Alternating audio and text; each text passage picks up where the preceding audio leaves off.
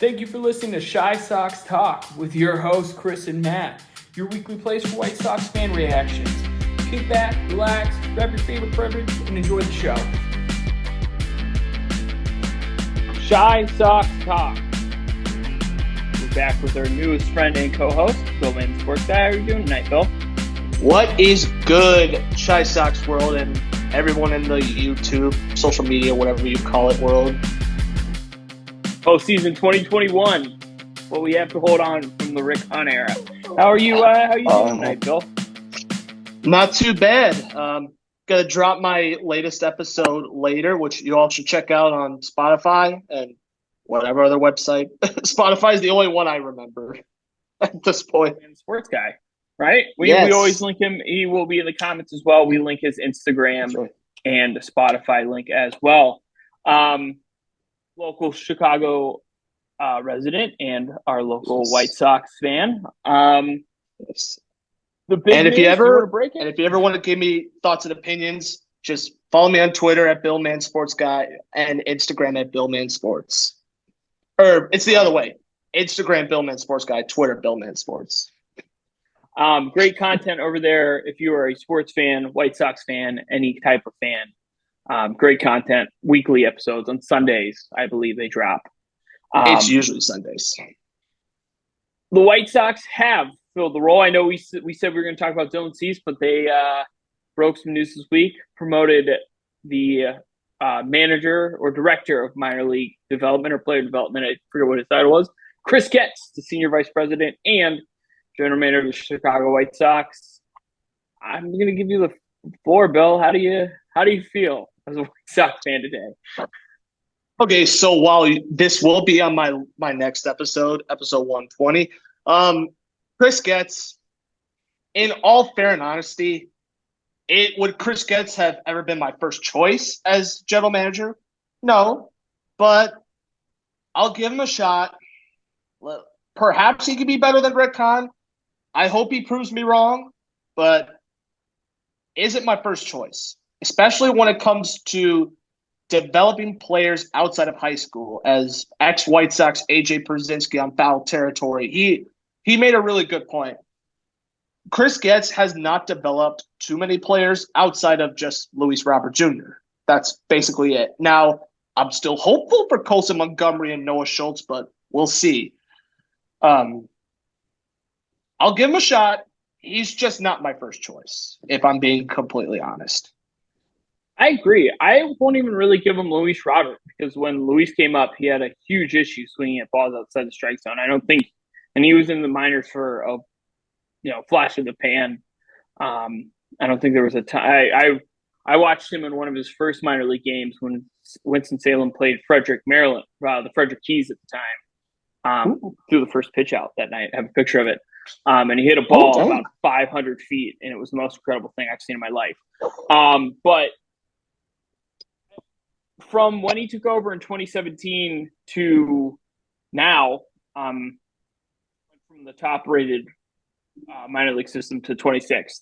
1 point was ranked 30th, and the only reason it got bumped to 26th was all the trades. I agree with AJ Pierzynski, what he said. Show me the guys he developed, right? Tim Anderson is the only one that he was before Chris Getz. Oh yeah, he was. Rick Hahn has claim to that. So yeah, who is Chris Getz?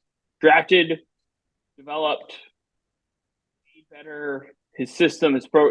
That's my issue with this hire. I can't really think of any outside of Montgomery and Schultz are the maybes. We don't really know, but in all honesty, I can't really think of one. I can't either, and that's like the issue. And I'll post Montgomery's stats here, but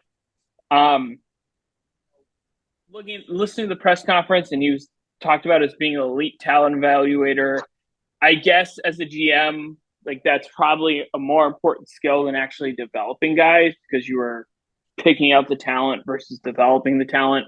As a GM, you are paid to pick people that are going to develop that talent. But if you're such an elite talent evaluator, wouldn't our whole minor league system be stacked with talent then? You know what I mean? Like that's my my issue with hearing that being I said about can him. see where you're going with it. Like it feels like they have three guys in the top 100. I think one of which traded for, Yes. both are drafted high schoolers, right? Um, uh, Edgar. I know Edgar Cuero is definitely in No the top Schultz, 100, and Montgomery. I believe it's Montgomery. just those three, and that's it. Yeah, Cuero, I'm definitely excited for. If I'm being completely honest. super super excited for Cuero. I think he's going to be great. I think Corey Lee will be the big league catcher for 2 years until he's 27, and then Cuero will be up when he's 22. I think they're going to take his time. But like Colson Montgomery in Double A, last year batted 146. This year is batting 241 and was hurt, and it doesn't feel like there's a huge improvement there.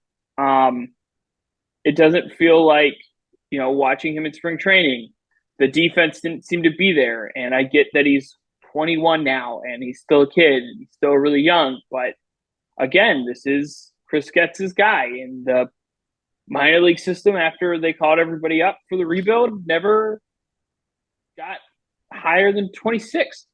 And it's just, you think about the Dodgers, who constantly are bringing up guys and replacing the minor league system. Tampa Bay Rays, the Cleveland Guardians, not necessarily the Yankees, sometimes.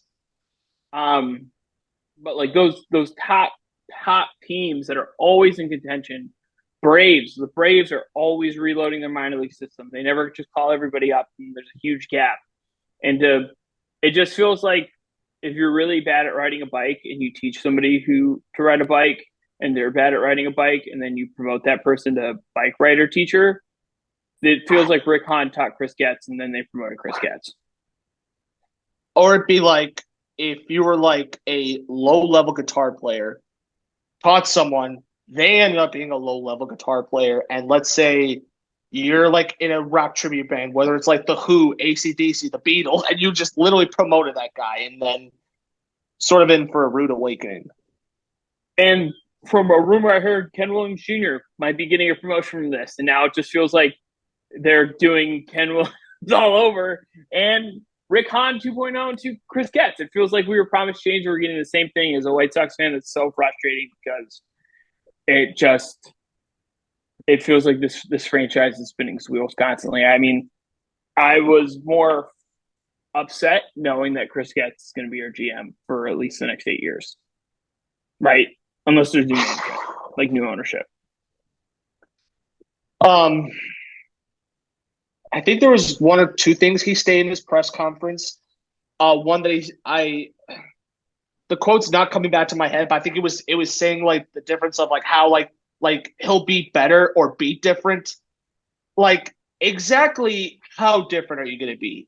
Are you going to be like a Steve Cohen 2.0 who basically this past offseason was basically the Oprah Winfrey meme, how she was like, you get 200 million, you get 200 million. Oh, you want 500 million? Here you go. You want 10 million? I'm going to never give you that. Or is he just going to be like really cheap? Like, nope, not budging past 5 million. 5 million, that's it. Like as if he was in an episode of Pawn Stars. I agree. I mean, I will give Jerry this. Like, he did give Rick Hahn a budget. It's not necessarily his fault that Rick Hahn spent a third of the budget on a really bad bullpen. But he did. I don't see the same budget being given to Chris Getz this year because they're not in one now. But I don't understand this idea that they're going to compete next year. I don't see where they're getting that. I don't see where they're getting that. Okay, this one thing that Jerry Reinsdorf has done, and I'll admit this really bothers me, and I'm sure every White Sox fan can literally agree with me on this. Would it really hurt to go outside of the box for once? I get it that you may want to keep relationships. You may not want to break up relationships, but would it really kill you to go outside the box? Like, at least give it a try once. Because to me, I feel like sometimes Jerry acts like a stubborn teenager, like a little kid that doesn't want to go outside the box once. This feels like it was Jerry's hire. It doesn't feel like they interviewed anybody outside the organization. It feels like Jerry was like, "Yeah, Chris is really nice to me when he's in my press box during games," and Rickon said he liked him, and I love Rickon, and now it's his turn. Like that's how it feels. It doesn't feel like there was this any consideration given in this idea that like there's going to be change and a new direction of the team, and like this idea that they're actually going to, again, going back to competing in 2024, like everybody keeps saying, I don't see it. You literally just replaced Rickon with another Rickon. We'll see competing wise come 2025 and beyond, but I'm really having a hard time for basically next year. Like, believe me, I always want the White Sox to be better, but exactly how much better are you going to be? Are you going to be maybe in the mediocre better? Or are you going to all of a sudden surprise us, make this gigantic jump, make the postseason, just like how the Cincinnati Reds, no, not the Reds, the Red Sox, the Giants in like 2021, where everybody thought those guys were going to be terrible. All of a sudden, bam, they were literally in the postseason and they both made it to, I believe it was the second round. That was about it. Yeah. Yeah. The Red Sox beat the Yankees in the wild card game. I remember that because I was laying on my couch and I really wanted to watch the game, and then I fell asleep. And then I woke up. My wife was like, "Really exciting game, huh?" And I was like, "Yeah, the tough one." And then the Giants lost in the Giants had won like 110 games and then lost to the Dodgers, who won like 109 that year, or something insane like that. Oh, yeah. Um, that was that season. But yeah, no, I mean, I just if you're Chris Getz, I almost said Rickon, Chris Getz, and you're putting on your GM cap. I mean, looking at the roster and looking at the team moving forward, what do you see as a fan, or as if you were the GM today? Like, what is the move? What is the piece that you see that you're like, this is what the White Sox direction should be? Um. All right. Throw the Billman GM cap on. Luis Robert Jr. You have to build around. They tried it with Jose Abreu. I mean, we had maybe two mediocre seasons at best, two seasons above 500. That was about it. Deserves better. Yes. Luis Robert Jr. you build around. Um, Definitely take a closer look at starting pitching. Like, what completely went wrong? Um, Definitely keep Cease. I think he could bounce back. I don't know. Now, bounce back to me, if he finishes his ERA next year, let's say somewhere between 330 to 350, then that's fine with me. I'm not sure if I could see him bounce back into where his ERA is like in the twos. Move Michael Kopech to the bullpen. Clevenger, I don't know. Maybe Walk. one more year. I mean, if you ever told me Clevenger was going to be the best pitcher in the 2023 White Sox, I would have said you're crazy. Giolito, do you maybe bring him back? He looked like he was doing well there. Definitely more lefty pitching talent. I'm going to keep saying it until they do it. He had more left-handed pitching talent. Should have never let Carlos Rodon walk in the first place. For nothing. No. Never forget that, White Sox fans. Let him walk for nothing. No. Definitely don't go after Dallas Keuchel.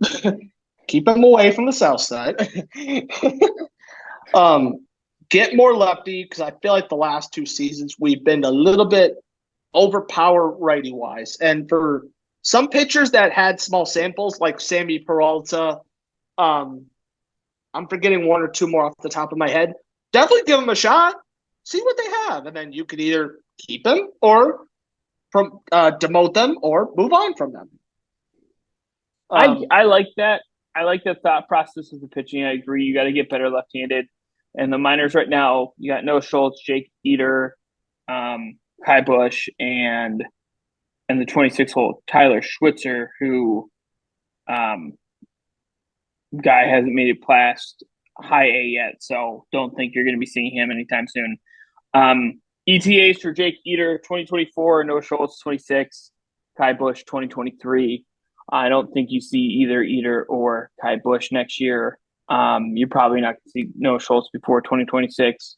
maybe 25 if they can stretch him out fast enough. But you got Garrett Crochet, who eventually will become a left-handed starter, but he's going to need another year or two to stretch out because of the injury bug this year. I think at some point you just send him to Charlotte and let him be a starting pitcher for the year and stop using him in the bullpen for a team that isn't competing.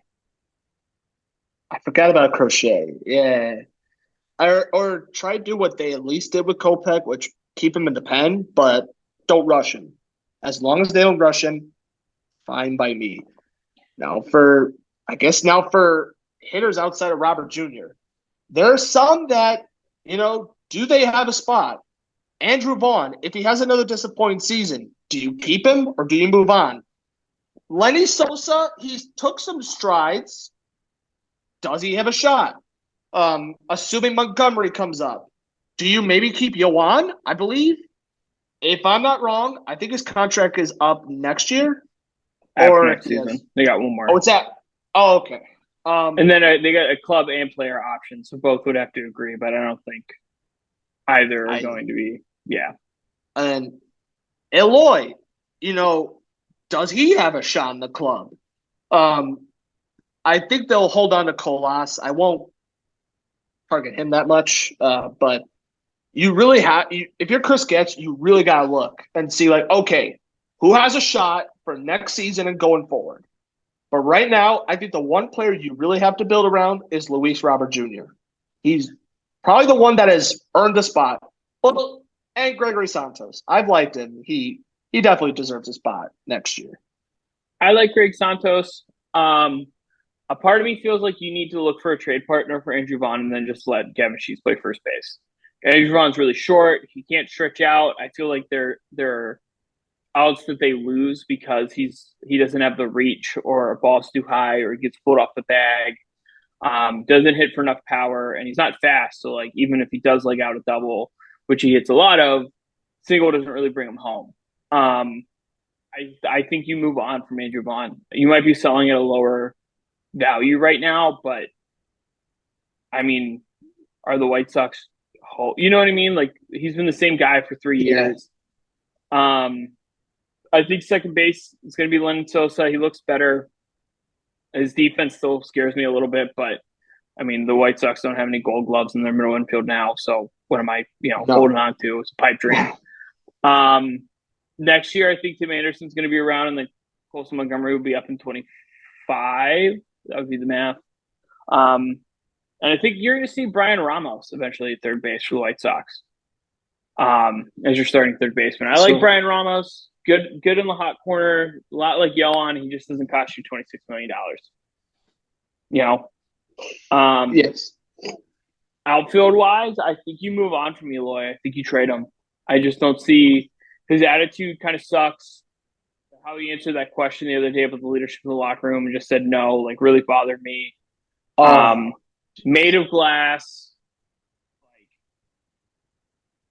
Doesn't seem like he has any fight in him. Robert, you never get rid of Luis Robert. And then Oscar Colas, if he can play better fundamental baseball, I think it'll be better.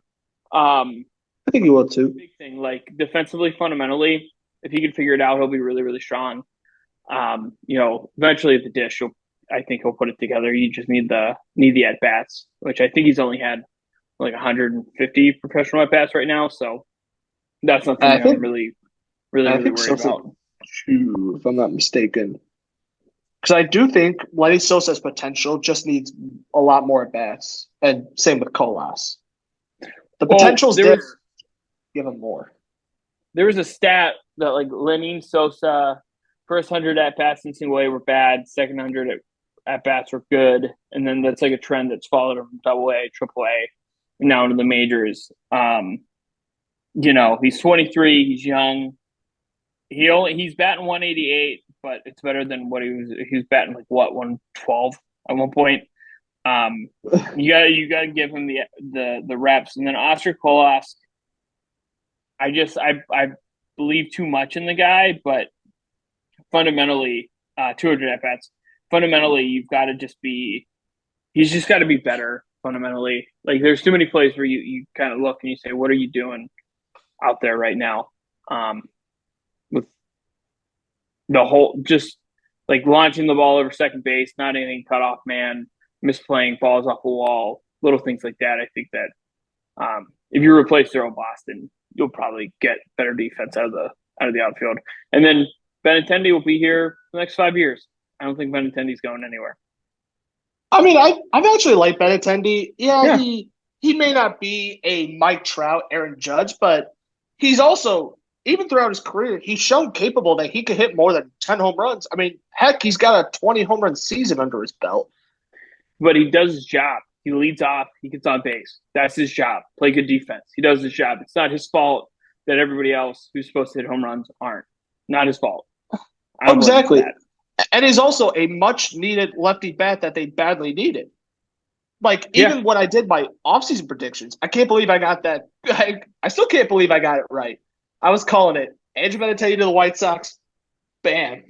Rickon's been obsessed with him for years, though. Rickon wanted to draft him and then finally got the chance to sign him. Tried to trade for him from Boston. Wasn't he drafted in like 16 or 17? 2017. I think he was drafted the slot before. I think the Red Sox drafted 10 and the White Sox drafted 11 that year. And then they ended up getting – that was not the year of Tim. That was no, 15. Wasn't that the year that the Sox drafted like Fulmer, I think? Like, why am I not going? Here we go. Benny. Yeah. Yeah, 7th overall pick. Yep. And then the White Sox right after, right?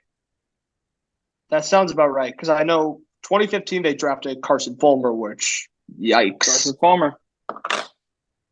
What a pick at 8, huh? And Ian Happ right after. Imagine Ian Happ playing on the South Side. Ooh. Who did they miss out on? Who did they miss in this draft? Walker Buehler. Oh. Imagine Riley was in the second round. Jeez. Oh.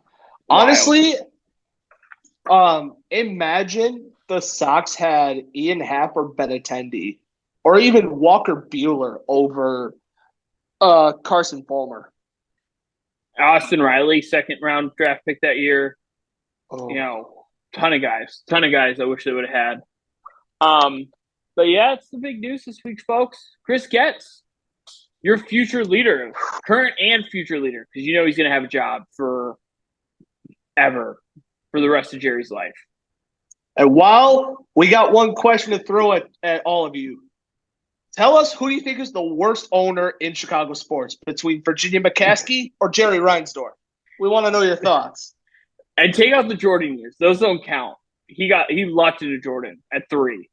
All right. Except he trusted Jerry Krause over Jordan Phil Jackson after 98. Which, again, wild, because the Bulls have won, what, 2 playoff series since then? 2 or 3. Even no Kim Joey years. They're pretty good. Joakim Noah, baby. Derrick Rose. Joakim. The only great Bulls era I'll ever remember, including the one season with Dwayne Wade.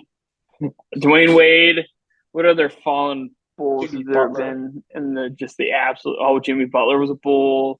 My guy Taj Gibson. How dare you, Jerry, with that Garpax era? Don't get me started. We're about to enter Garpax 2.0. Rick Hahn 2.0. What an era to be a part of, White Sox fans. A lot of new faces. If you're a White Sox fan, go watch a minor league game. Go keep up on the minor league guys. It's way more fun than watching this major league team right now. Or keep watching Luis Robert Jr., even though he's hurt at the moment. Or Levy player. Sosa, Corey Lee, any of the prospects they currently have. Andrew Vaughn, still a prospect. And Yohan Moncada. I love Yohan though, but he just needs a little bit more time. He'll figure it out. Yeah, and I mean Yohan, hitting wise, I hope he could be more consistent, but we'll see. I mean, I think the guy just gets hurt too much.